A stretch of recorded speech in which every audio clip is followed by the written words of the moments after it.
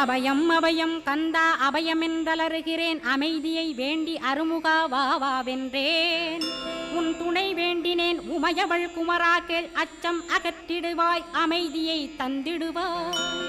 வேண்டியதுன்னருளே அருள்வதும் கடனேயாம் உன்னருளாலே, உன் தாழ் வணங்கிட்டேன் அட்டமா சித்திகளை அடியனுக்கருளிடப்பா, அஜபை வழியிலே அசையாமல் இருத்திவிடு. சித்தர்கள் போற்றிடும் ஞான சித்தியும் தந்துவிடு, சிவானந்தத்தேனில் திளைத்திடவே செய்துவிடு. அருள் ஒளி காட்சியை அகத்துளே காட்டிவிடு, அருவை அறிந்திடும் அவ்வருளே நீ தந்துவிடு.